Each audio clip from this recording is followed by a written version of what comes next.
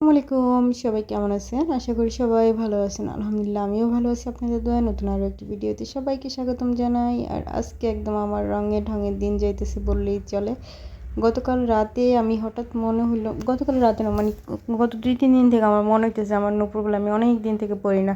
আমার নুপুর পরার বেশি একদম শখ জাগছে। তো কালকে এত কাজের মাঝখানে টুস করে আলমারি খুলে নুপুরগুলো বের করে পায়ে দিয়ে বসেছিলাম।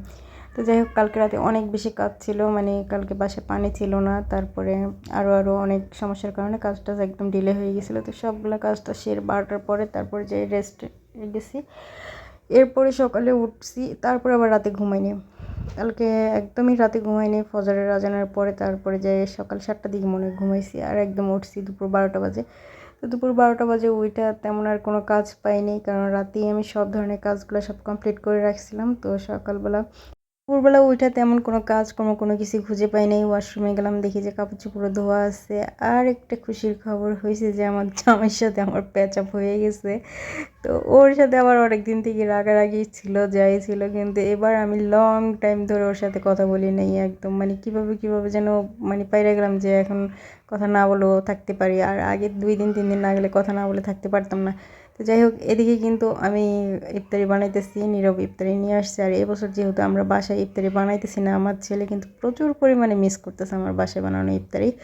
ও আমাকে কতভাবে যে বলতেছে, মানে আমি যখন কারো রেসিপি দেখি, কারো ব্লগ দেখি, তখন আমাকে টন্ট মারি বলতেছে, আপনার এগুলো দেখে লাভটা কি, বাসায় তো কোনো কিছু বানাইতেছেন না। ও যে কত কিছু আমাকে বলতেছে চিকেন শর্মা বানাই দিতে। আমি বলছি আমি রেসিপি জানি না, আমি ভুলে গেছি। বলেছে সমস্যা নেই, ইউটিউব থেকে আমি লিঙ্ক দিব, আপনি শিখে নিয়েন। আর এদিকে কিন্তু আমার ছেলে শরবত বানাইতেছে। আর আজকে শরবতে স্পেশাল মানে লেবু যাবে। আমরা কিন্তু সেই 150 টাকা হালি যখন লেবু, তখন একটা লেবু ফ্রিজে এনে রেখে দিছি। আমার ছেলে তখন বলছিল যে আম্মু এই লেবুটা একদম ঈদের দিন কাটবেন, এখন এই দুর্মূল্যের বাজারে এই লেবুটা কাটলে বিলাসিতা হয়ে যাবে। তো আজকে ও লেবুটা নাওয়াই আনে বলতেছে আম্মু আজকে লেবু দিব। তো আমি বলছি তুই না বলছো সেটা ঈদের দিন কাটার জন্য?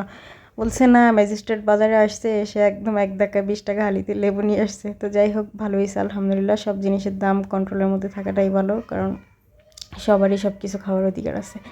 আর এদিকে আজকে মনে হয় যে মুড়ি একটু বেশি হয়ে গেছে।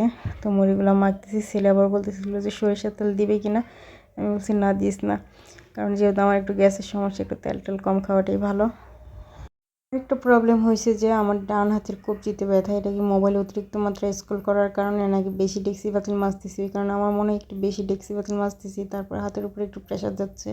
তারপর আবার প্রতিদিন এই ইফতারি মথামতি এগুলোর কাজ চলতেছে। তো যাই হোক, একটু আস্তে ধীরে কাজ কমাইতে হবে, কারণ আমি আবার বিছানায় পড়ে গেলে আবার ওদের উপরে প্রেশার পড়ে যাবে।